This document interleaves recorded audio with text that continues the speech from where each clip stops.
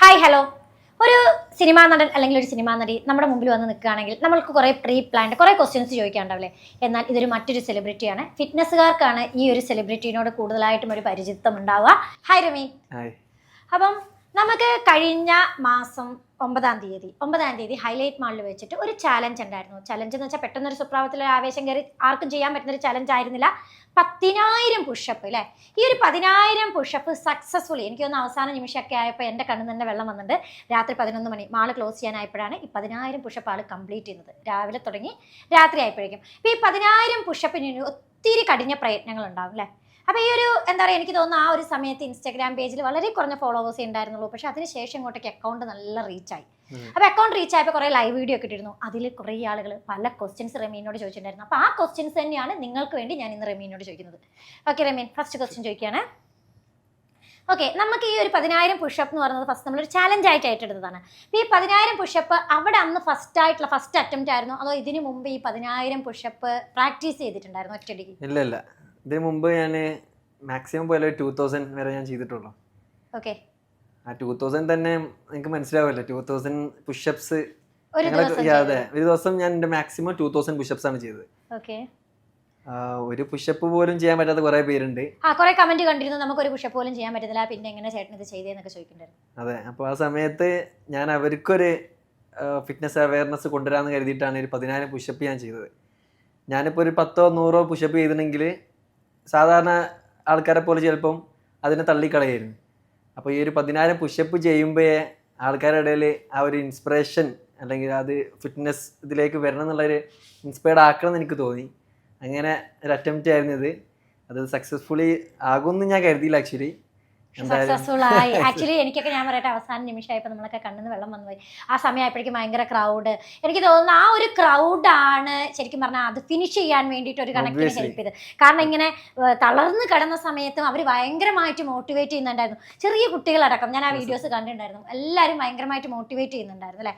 അപ്പം എനിക്കിനി ചോദിക്കാനുള്ള കാര്യം, നമ്മൾ ഏതൊരു കാര്യത്തിൽ ഇറങ്ങിത്തിരിക്കുമ്പോൾ അതിനൊരു പ്രചോദനം ഉണ്ടാവില്ലേ? ഒന്നെങ്കിൽ ഫാമിലിയിൽ നിന്നായിരിക്കും, അല്ലെങ്കിൽ പുറത്തുനിന്നായിരിക്കും. അപ്പോൾ റമീനി ഒരു 10,000 പുഷപ്പിനേക്കാൾ ഉപരി ഇപ്പോൾ ഒരു പേഴ്സണൽ ജിം ട്രെയിനറും കൂടിയാണ്. അപ്പോൾ ഇങ്ങനെയൊക്കെയുള്ള ഇതിൽ ഈ ഒരു ഫീൽഡിലേക്ക് തന്നെ വരാനുള്ള പ്രചോദനം ആരാണ്? പ്രചോദനം ഫാമിലി തന്നെ ആക്ച്വലി. എൻ്റെ സപ്പോർട്ടിങ് ഫുൾ ഫാമിലി തന്നെയാണ്. ഉപ്പയാട്ടെ, അല്ലെങ്കിൽ ഏട്ടനാകട്ടെ, ഉമ്മയാകട്ടെ, സിസ്റ്ററാകട്ടെ, ഇവർ തന്നെയാണ് എന്നെ സപ്പോർട്ട് ചെയ്ത് ഇതിലേക്ക് എത്തിച്ചത്. ഏട്ടനൊരു മാർഷൽ ആർട്സ് മാസ്റ്ററാണ്. അതേപോലെ തന്നെ ഉപ്പൊക്കെ ഇതിൽ കൂടുതൽ ഇൻവെസ്റ്റ് ചെയ്തിട്ടുണ്ട്.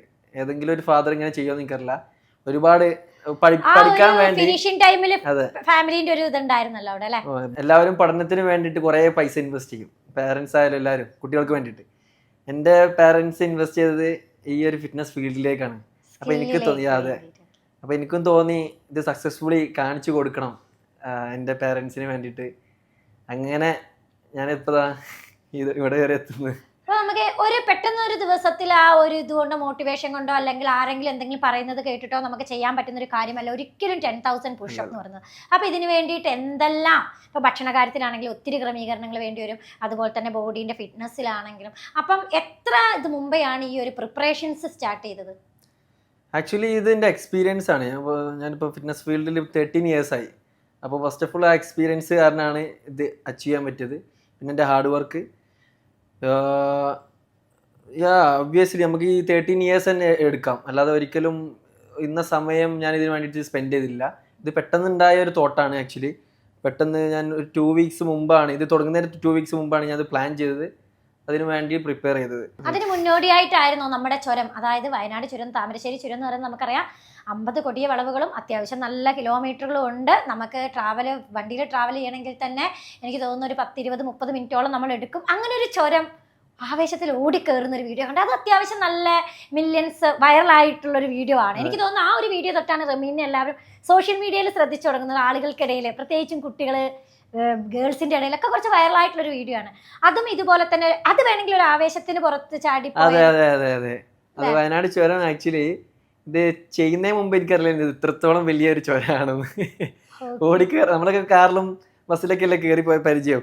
അപ്പോൾ ഓക്കെ, ഒരു 1.5 hour 1 hour അല്ലേ, 1 hour കൊണ്ടൊക്കെ നമ്മൾ ചുരം കയറി ചെയ്യും. അപ്പോൾ ഞാൻ ആക്ച്വലി റണ്ണൊക്കെ ചെയ്യുന്ന ഒരാളാണ്. ഞാനിതിന് മുമ്പ് ഒരു 45 kilometer ഒക്കെ മാരത്തോൺ ചെയ്ത ആളാണ്. അപ്പോൾ അതുകൊണ്ട് തന്നെ അത് ഈസി ആയിട്ട് തോന്നി എനിക്ക്. അപ്പോൾ ഞാനും കരുതി ഓക്കെ വയനാട് ചുരം വെറും ഞാൻ ഗൂഗിളിൽ സെർച്ച് ചെയ്തപ്പോൾ വെറും 14 കിലോമീറ്റർ ഗൂഗിൾ സെർച്ച് ചെയ്തപ്പോൾ എനിക്ക് അങ്ങനെ കണ്ടത്. അപ്പോൾ ഓക്കെ ഞാൻ 45 കിലോമീറ്റർ ഞാൻ ഓടിക്കേറി, പിന്നെ ഇപ്പോൾ ഇത് 14 കിലോമീറ്റർ. പീഠഭൂമിയാണ് നമ്മുടെ വയനാട് എന്ന് പറയുന്നത്, പീഠഭൂമി പ്രദേശമാണ്, താഴ്ന്ന് മേലേക്ക് കയറി പോകാൻ. അതെ, അത് കയറ്റായതുകൊണ്ട് തന്നെ അത് ഞാൻ ഒരിക്കലും പ്രതീക്ഷിച്ചില്ല സത്യം പറഞ്ഞാല്.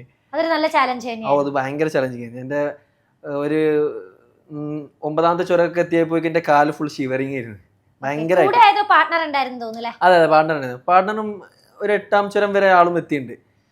അപ്പം അത് സത്യത്തിന് പറഞ്ഞാല് എന്താ ഒരു പ്രീ പ്ലാനോ കാര്യങ്ങളൊന്നുമില്ല, ഒന്ന് ചാടി പുറപ്പെട്ട് അത് ചെയ്തപ്പോ എന്നോട് തന്നെ എനിക്ക് ഭയങ്കരമായിട്ട് എന്താ പറയുക. കാരണം എനിക്ക് തോന്നുന്നു സൈക്ലിംഗ് ഒക്കെ കുറെ പേര് അവിടെ ചാലഞ്ച് ആയിട്ട് എടുക്കുന്നുണ്ട്. ഇതൊരു ആദ്യമായിട്ടുള്ള ഒരു സംഭവമായിട്ടാണ് കണ്ടത്. അപ്പൊ അതിന് എനിക്ക് തോന്നുന്നു അത്യാവശ്യം നല്ലോണം വൈറലായി, ആളുകൾ ഭയങ്കരമായിട്ട് എക്സ്പെക്ട് ചെയ്തു. ആളുകൾക്കിടയിൽ റമീൻ തിരിച്ചറിയാൻ തുടങ്ങിയത് തന്നെ എനിക്ക് തോന്നുന്നത് ഈ 10,000 പുഷപ്പിനേക്കാൾ കൂടുതൽ ഒരു ചുരം കയറലിലാണ് റമീൻ ആളുകൾ ഐഡന്റിഫൈ ചെയ്യാൻ തുടങ്ങിയത്.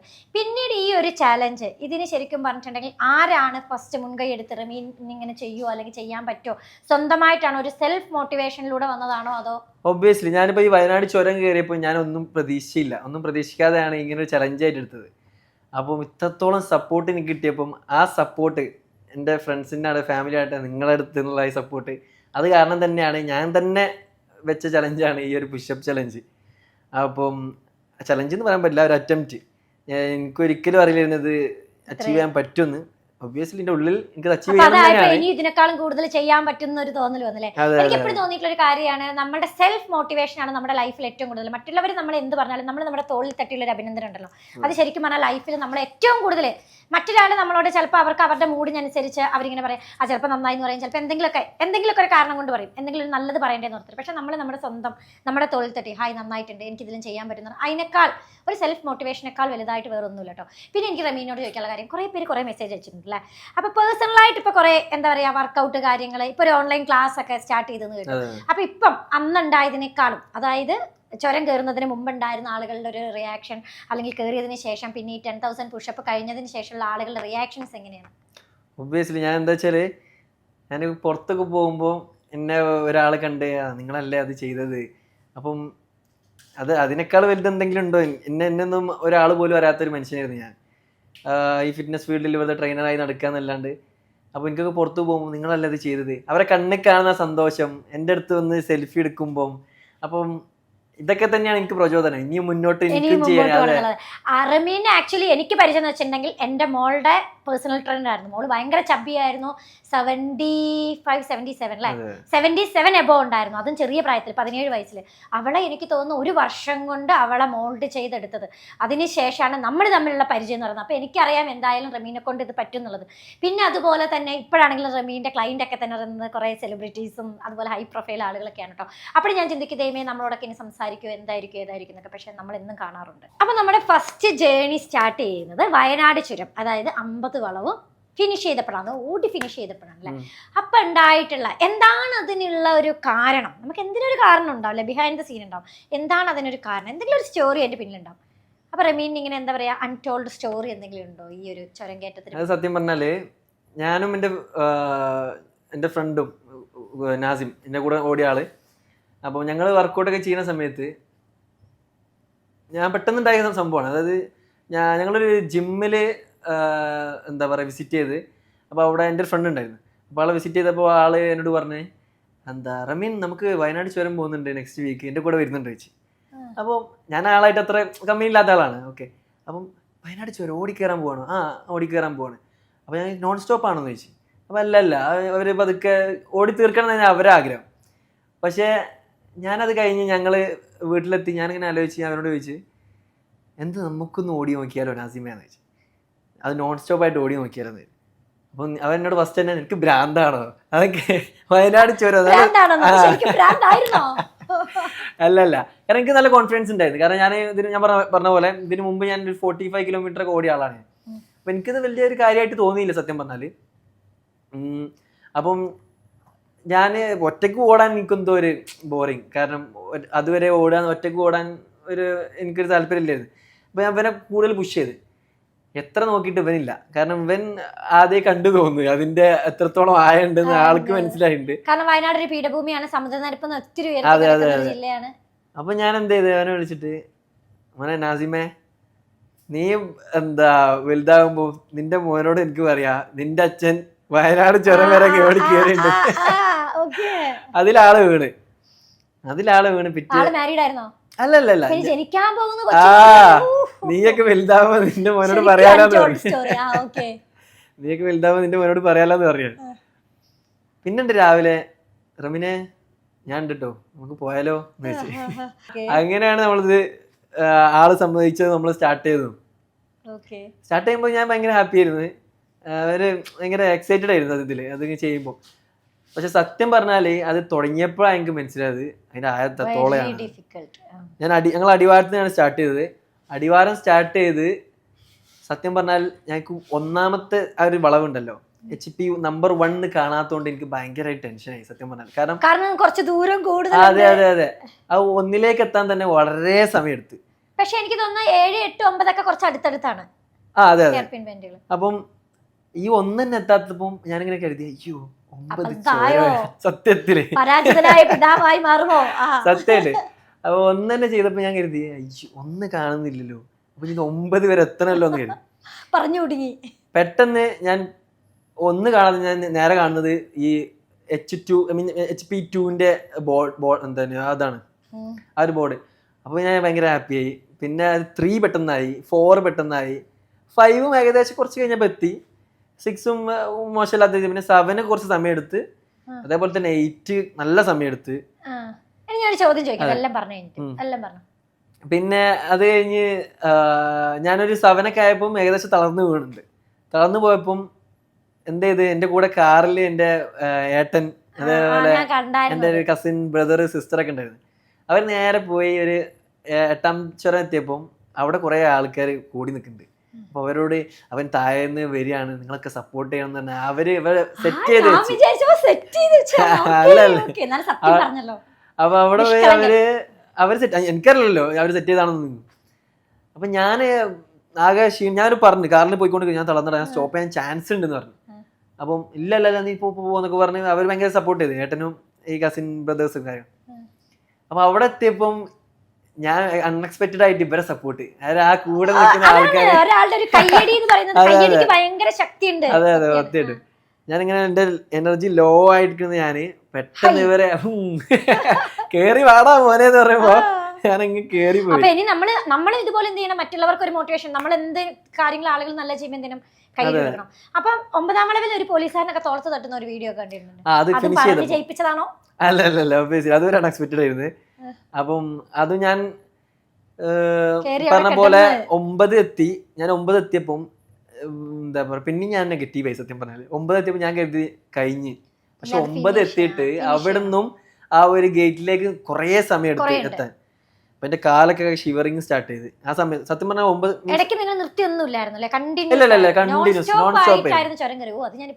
നോൺ സ്റ്റോപ്പ് ആയിരുന്നു.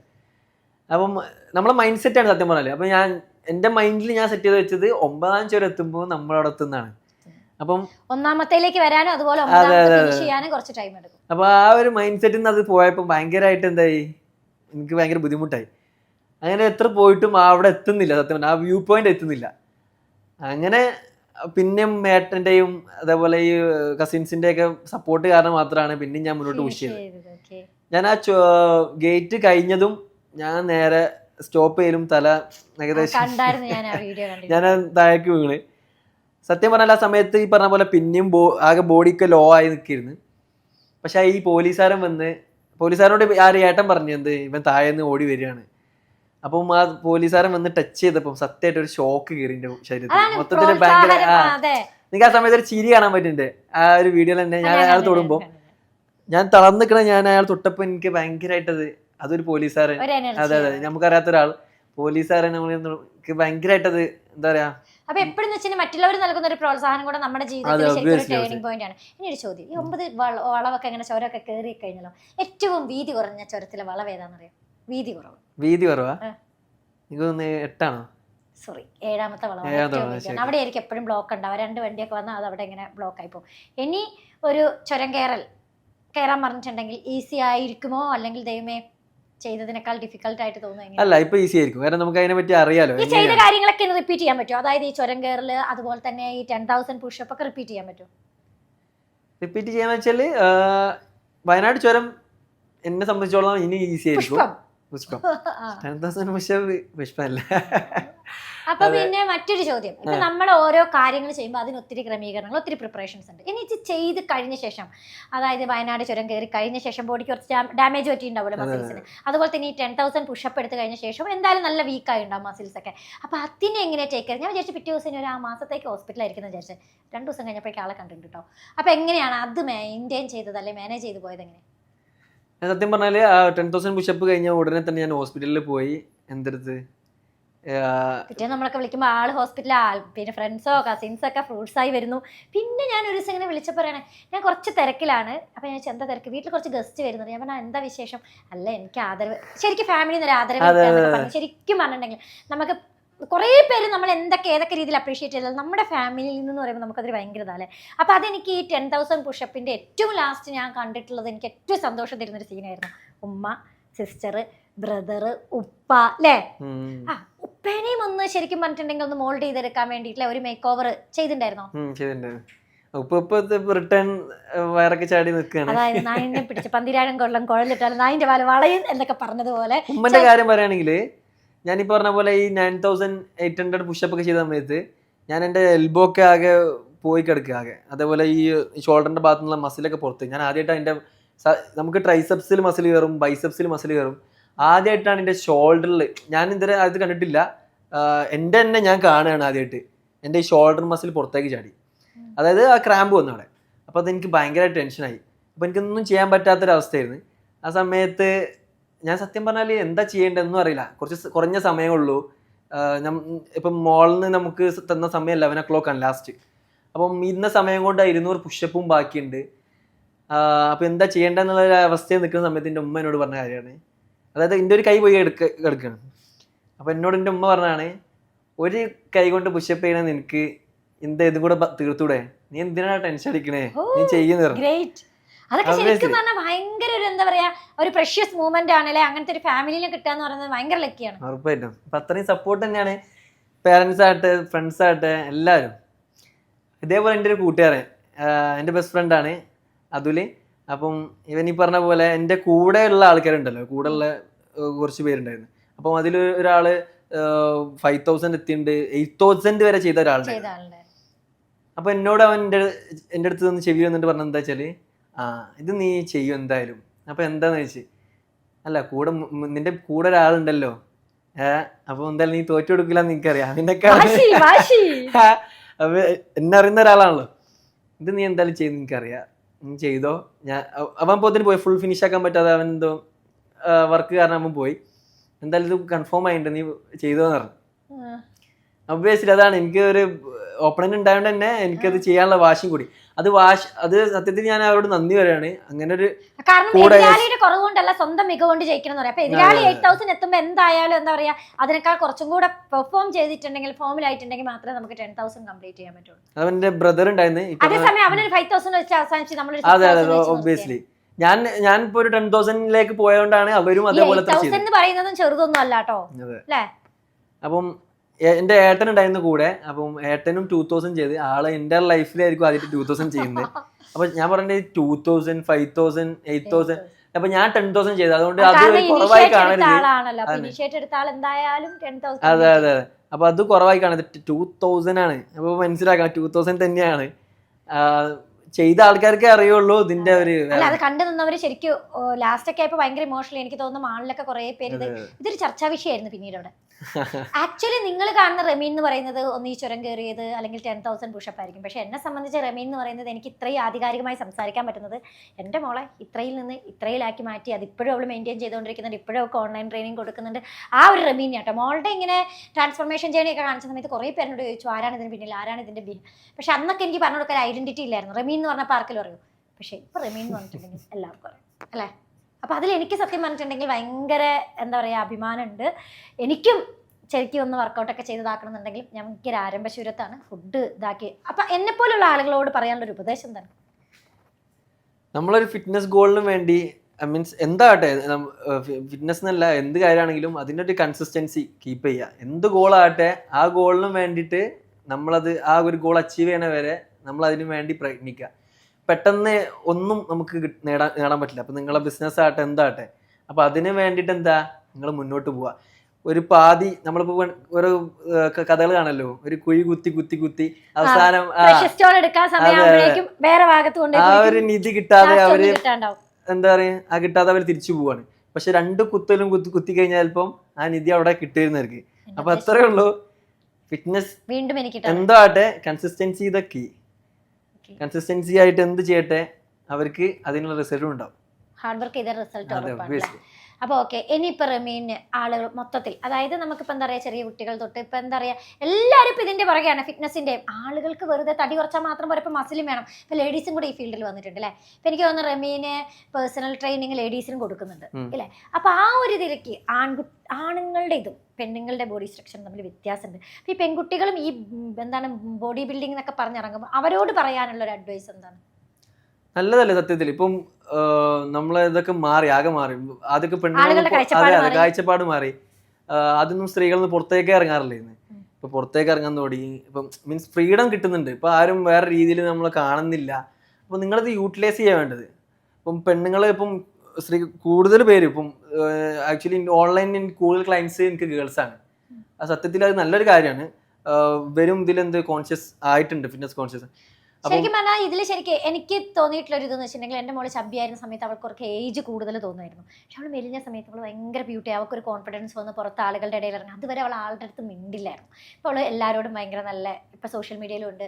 ആ പറഞ്ഞ പോലെ തന്നെയാണ് പല ആളുകളും അല്ലെ. ഒന്നൊരു ഫിറ്റ്നസ്സിലൊക്കെ ഒന്ന് ശ്രദ്ധിച്ച് കഴിഞ്ഞിട്ടുണ്ടെങ്കിൽ ശരിക്കും ഒരു 10 വയസ്സ് കുറഞ്ഞ പോലത്തെ ഒരു ഫീലിംഗ് ആയിരിക്കും. പിന്നെ എനിക്ക് വയസ്സ് കുറഞ്ഞിരിക്കുന്നത് എനിക്കറിയില്ല കേട്ടോ, കാരണവന്മാരായിട്ട് വന്ന സൗന്ദര്യമാണ്. അപ്പൊ റമീൻ ആ ഒരു ഇതില്, അതായത് ഇപ്പം എന്താ റമീന നമ്മൾ കോമഡി പറയുമ്പോ ഇങ്ങനെ ചിരിച്ചാലോ നോക്ക് അല്ല. അപ്പൊ ഇങ്ങനെ കുട്ടികളൊക്കെ ഇപ്പോൾ ഈ ഒരു ഫീൽഡിലേക്ക് കൂടുതലും ടൈം സ്പെൻഡ് ചെയ്യുന്നുണ്ട്, പണവും സ്പെൻഡ് ചെയ്യുന്നുണ്ട്. എനിക്ക് തോന്നുന്നൊരു പേഴ്സണൽ ട്രെയിനറൊക്കെ വെച്ച് ചെയ്യണമെങ്കിൽ നല്ല പൈസ വേണ്ടി വരും. പക്ഷേ ഈ ഒരു പൈസ നഷ്ടമല്ല എന്നുള്ളതാണ് എൻ്റെ ഒരു കാഴ്ചപ്പാട്. കാരണം എൻ്റെ മോക്ക് വേണ്ടിയിട്ട് ഞാൻ പലതും ചെയ്തതാണ്. ഒന്നാമത് അവൾ ആളുകളുടെ മുമ്പിലേക്ക് ഇറങ്ങാനോട്ടോ അങ്ങനെ ഞാൻ കുറേ കാര്യങ്ങൾ ചെയ്തതാണ്. പക്ഷേങ്കിൽ ഈ ആ ഒരു ഫിറ്റ്നസ്സോട് കൂടി അവൾക്ക് വന്നത് അവളുടെ കോൺഫിഡൻസ് ആണ്. അപ്പോൾ ഈ ഒരു പേഴ്സണൽ ട്രെയിനിങ് അല്ലെങ്കിൽ വർക്കൗട്ടിന് അല്ലെങ്കിൽ അങ്ങനെയുള്ള ന്യൂട്രീഷൻ ഫുഡിന് നമ്മൾ കൊടുക്കുന്ന പൈസ എന്ന് പറയുന്നത് ഒരിക്കലും അതൊരു ഇതല്ല, അതൊരു അസറ്റാണ്.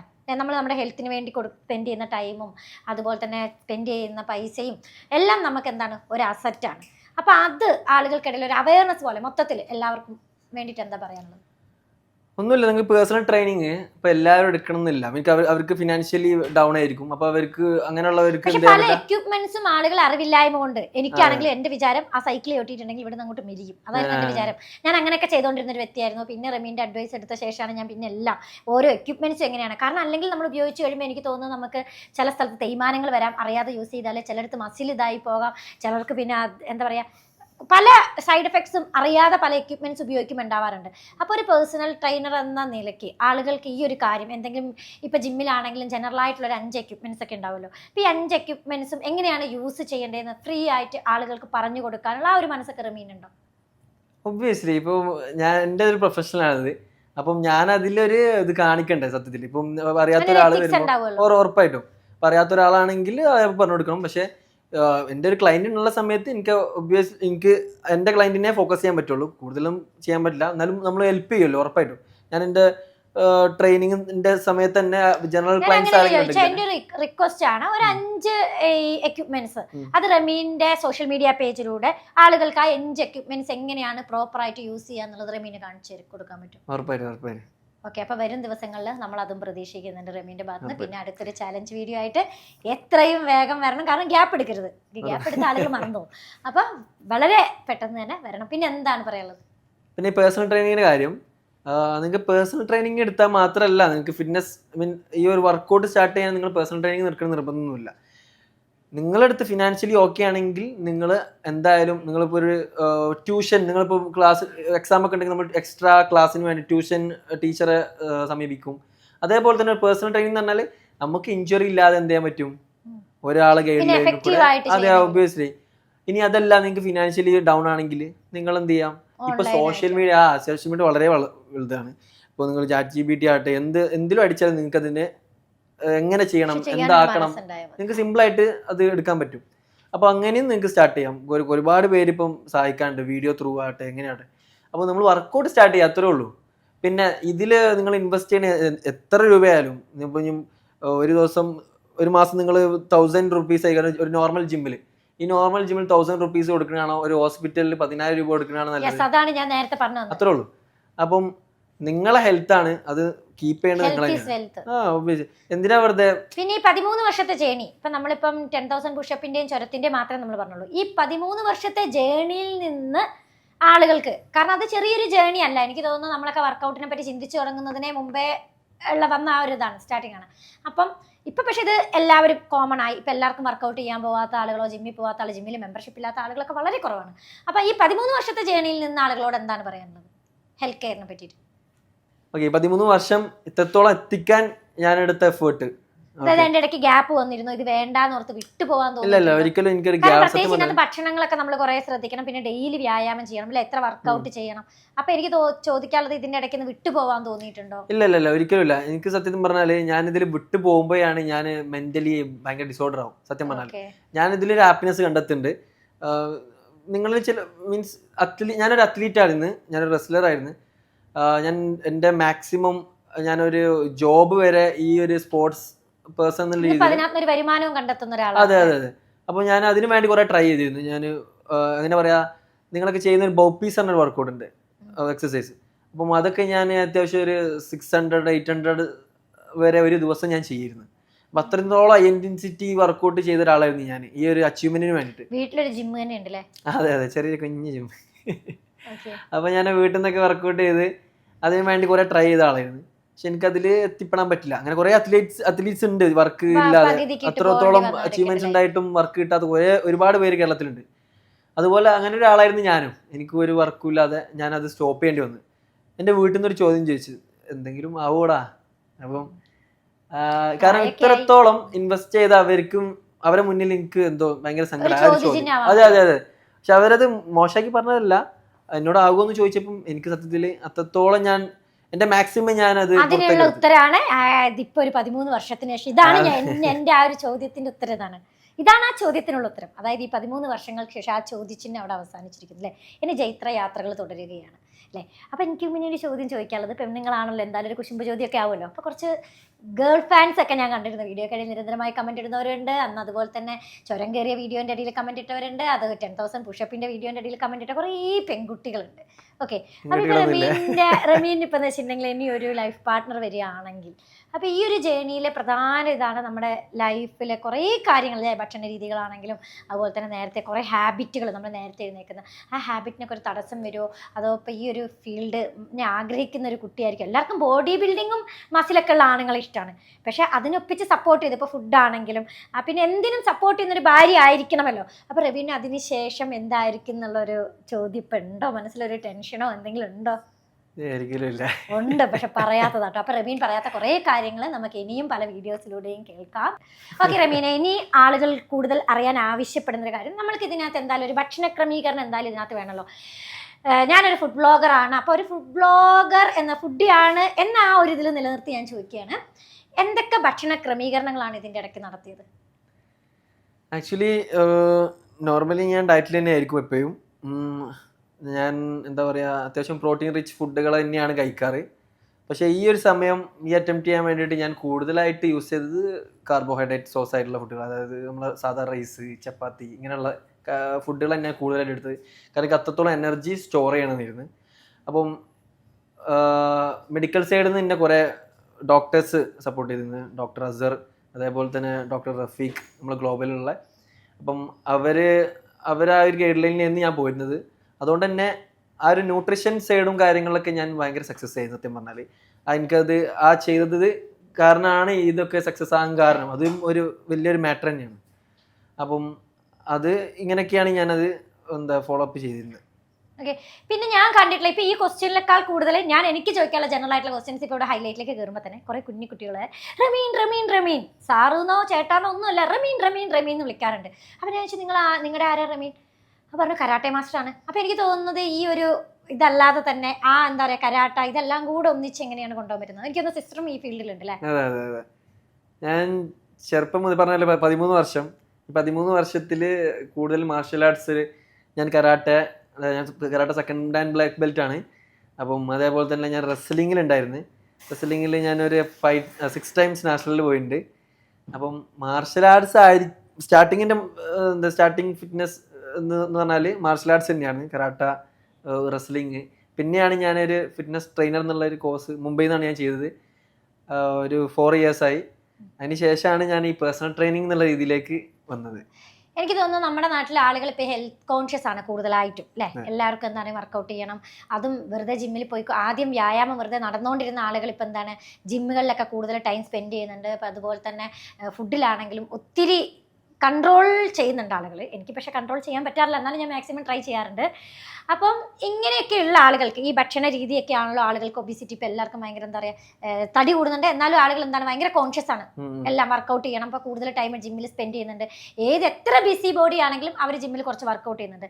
അപ്പോൾ ഈ ഭക്ഷണ ക്രമീകരണമാണോ അല്ലെങ്കിൽ ഈ വ്യായാമം വർക്കൗട്ടാണോ ഒരു മനുഷ്യൻ്റെ ബോഡീനെ ഏറ്റവും ഇതായിട്ട് മോൾഡ് ചെയ്തെടുക്കാൻ പറ്റുന്നത്? സത്യം പറഞ്ഞാൽ നമ്മൾ ഈ ഫുഡിനെ ഒരു ഫ്യൂവലായിട്ട് കാണുക. അപ്പോൾ നമ്മളിപ്പോൾ പെട്രോൾ അടിച്ചാൽ നമ്മൾ വാഹനം മുന്നോട്ട് പറഞ്ഞിട്ടുണ്ട്. അതേപോലെ അതന്നെ, ഒരു പെട്രോൾ അടിച്ചാലേ വാഹനം മുന്നോട്ട് പോവുള്ളൂ.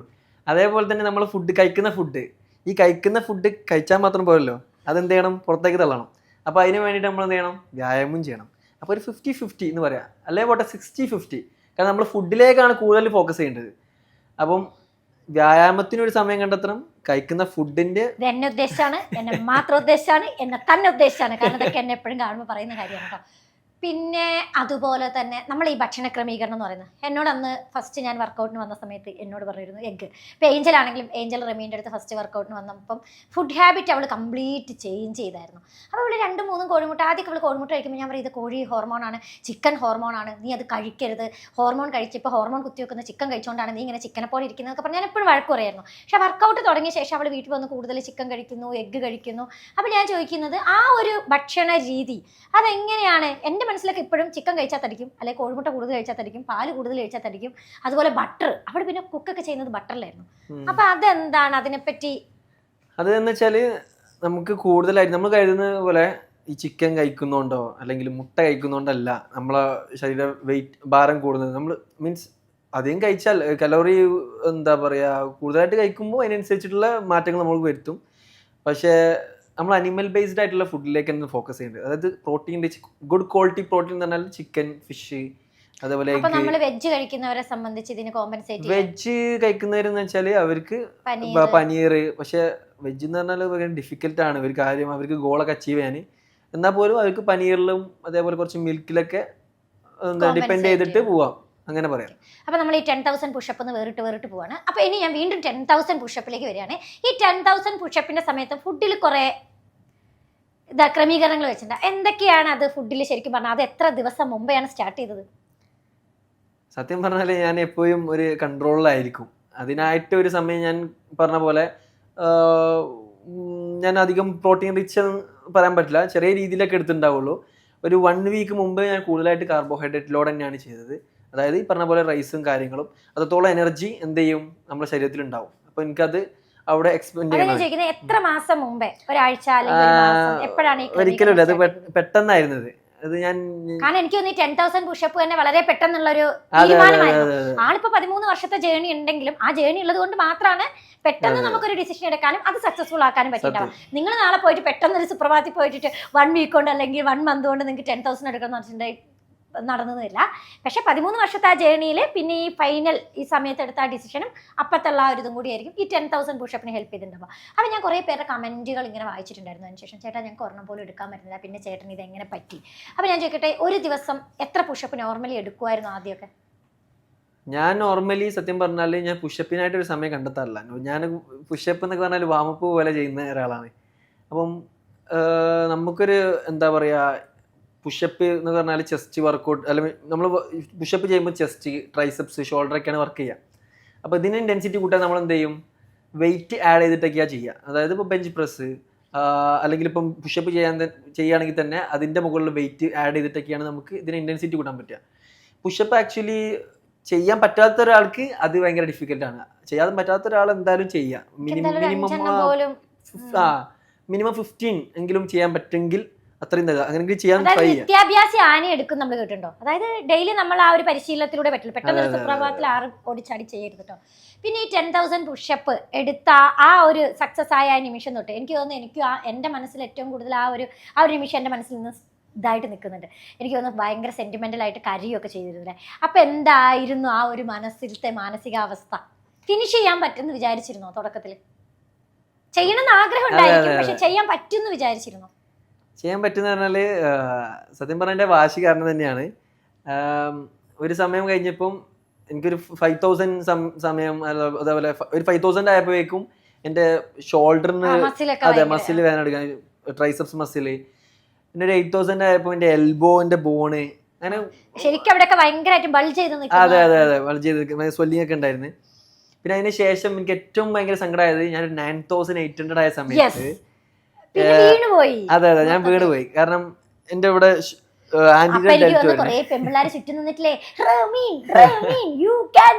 ഞാനും കുറെ കമന്റ് ഒക്കെ അയച്ചിരുന്നു വീഡിയോ പോയ സമയത്ത്. എനിക്ക് തോന്നുന്നത് ഈ പെൺകുട്ടികളായിരുന്നു അവസാനം കൈയടിച്ചിങ്ങനെ.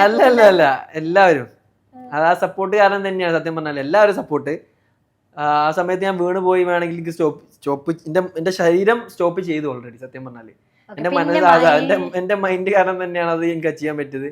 കാരണം എന്റെ മസിൽസ് വരെ ആ സക്സസിന് കാരണം കണ്ടു നിന്ന് നിങ്ങൾ എല്ലാവരും. അതെ ആ ഒരു സപ്പോർട്ട് കാരണമാണ് എനിക്ക് അത് പുഷ് ചെയ്യാൻ പറ്റിയത്. അവസാനത്തെ 223 ബാക്കിയുള്ള സമയത്തൊക്കെ എന്റെ മനസ്സിൽ പെരുമ്പറോട്ടെ അയ്യോ എനിക്കൊന്നും ചെയ്യാൻ പറ്റില്ലല്ലോ. കാണുന്ന ആർക്കും ഒന്നും ചെയ്തെടുക്കാൻ പറ്റില്ല. സ്വന്തമായിട്ട് ചെയ്യേണ്ട കാര്യം തന്നെയാണ്. കാരണം അത്രയും ഒരു അറ്റംപ്റ്റ് നമ്മൾ അത്രയും ഒരു ഒത്തിരി പബ്ലിസിറ്റി ഒന്നും കൊടുത്തിട്ടില്ല അല്ലെ. എങ്ങനെ ആളുകളോട് അറിയുന്ന ആളുകളോട് ജസ്റ്റ് പറഞ്ഞു തുടങ്ങി. അതും ഹൈലൈറ്റില് എനിക്ക് ഇതിന്റെ കാര്യത്തിൽ എടുത്തു പറയേണ്ട ഒരു വ്യക്തിത്വം എന്ന് പറയുന്നത് ഹൈലൈറ്റ് ആണ് അല്ലെ. ബിൽഡേഴ്സ് അത്രത്തോളം സപ്പോർട്ട് ചെയ്തു എന്നുള്ളതാണ്. അപ്പം തുടക്കം തൊട്ട് അവസാനം വരെയും അവിടെ നിന്നിട്ട് അത്രയും ചെയ്തിട്ട് പിന്നെ അവസാനത്തെ സ്റ്റേജിൽ കംപ്ലീറ്റ് ചെയ്യാൻ പറ്റില്ല എന്ന് പറയുമ്പോൾ പിന്നെ നമുക്ക് മൈനസ് എന്നാണ് തുടങ്ങേണ്ടി വരിക. ഇപ്പൊ നമ്മൾ തുടങ്ങിയ 0 എന്നാണെങ്കിൽ പിന്നെ നമ്മൾ അടുത്തൊരു അറ്റംപ്റ്റ് എന്ന് പറയുമ്പോൾ മൈനസ് എന്ന് തുടങ്ങേണ്ടി വരും. അപ്പൊ അതൊക്കെ ഓർത്തിട്ട് എനിക്ക് നല്ല ടെൻഷൻ ആയിരുന്നു കേട്ടോ. അപ്പൊ ഇതൊക്കെ കംപ്ലീറ്റ് ചെയ്തപ്പോൾ ഒരു സെൽഫ് കോൺഫിഡൻസ് വന്നു അല്ലെ. ഇപ്പൊ നിൽക്കുന്ന ജിമ്മിൽ ഇപ്പം ചെറിയ കുട്ടികൾ തൊട്ട് പ്രായമായവർ വരെ ഭയങ്കരമായിട്ട് വർക്കൗട്ട് ചെയ്യുന്നുണ്ട്. ചില ആളുകൾ ജിമ്മിൽ കുഴഞ്ഞു വീണ് മരിച്ചു, അങ്ങനത്തെ കുറെ അങ്ങനത്തെ വാർത്തകൾ നമ്മൾ സാഡ് ആയിട്ട് കേൾക്കുന്നുണ്ട്. ഇപ്പൊ ഈ വർക്കൗട്ട് ചെയ്യാൻ പോകുന്ന ബിഗിനേഴ്സിനോടാണെങ്കിലും ഏജ്ഡ് ആയിട്ടുള്ള ആളുകളോടാണെങ്കിലും പ്രത്യേകിച്ച് ഒരു കോമൺ ആയിട്ട് ജനറൽ ആയിട്ട് പറയാനുള്ള ഒരു അഡ്വൈസ് എന്താണ്? ഇപ്പൊ നിങ്ങൾ പറഞ്ഞ പോലെ ഇതിനായിട്ട് കുറച്ച് സൈഡ് എഫക്ട്സും കാര്യങ്ങളൊക്കെ ഉണ്ട്. ഇപ്പം ഈ ജിമ്മിലൊക്കെ ഇപ്പോൾ സ്റ്റാർട്ട് ചെയ്യുമ്പോൾ വാമപ്പ് നമ്മൾ ചെയ്യണം. അത് ബോഡി ടെമ്പറേച്ചർ കൂട്ടിയിട്ട് മാത്രമേ ഒരു വർക്കൗട്ടിലേക്ക് പോകാൻ പാടുള്ളൂ. പിന്നെ ഞാനിപ്പോൾ ചെയ്ത ഈ 10,000 പുഷപ്സ് പോലും ഇതൊരു വളരെ ഹൈ ഇൻറ്റൻസിറ്റി ആയിട്ടുള്ള ഒരു കാര്യമാണ്. അപ്പോൾ ഇത് ആരും ഇമിറ്റേറ്റ് ചെയ്ത് എൻ്റെ ഈ ഒരു 13 years എക്സ്പീരിയൻസ് കൊണ്ട് മാത്രമാണ് എനിക്ക് തന്നെ ഇത് ചെയ്യാൻ പറ്റിയത്. ഞാൻ തന്നെ എത്രത്തോളം എഫേർട്ട് ഇട്ടിട്ടുണ്ടെന്ന് തന്നെ കണ്ടാൽ മനസ്സിലാവും.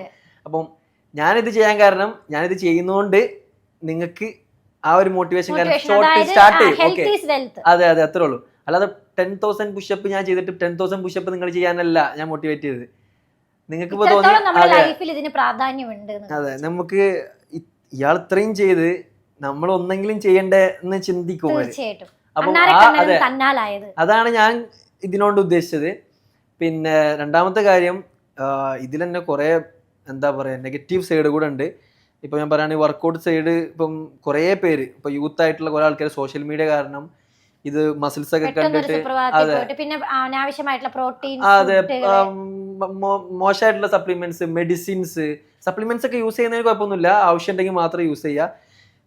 മെഡിസിൻസിലേക്ക് പോകുന്ന കുറെ പേര് അസുഖം വരുമ്പോൾ നമ്മൾ ഡോക്ടറെ കൺസൾട്ട് ചെയ്യുന്ന പോലെ തന്നെ നമുക്ക് ഇതുപോലുള്ള കാര്യങ്ങളിൽ ഒരു എന്താ പറയാ നിങ്ങൾക്ക് രജിസ്ട്രേഷൻ ആണോ ലൈസൻസ് ആണോ എന്താണ് നമുക്ക് സർട്ടിഫിക്കേഷൻ ഉണ്ട്. അപ്പൊ അങ്ങനെയുള്ള ആളുകളുടെ അഡ്വൈസ് എടുത്ത് മാത്രം ഈ ഒരു അറ്റംപ്റ്റിന് മുതിരുക എന്നുള്ളതാണ്.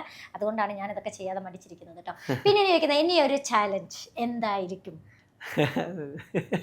റിവീൽ ചെയ്യാൻ പറ്റുമോ അതോ പെട്ടെന്ന് എടുക്കുന്ന ഒരു തീരുമാനമായിരിക്കും? എന്തായിരിക്കും?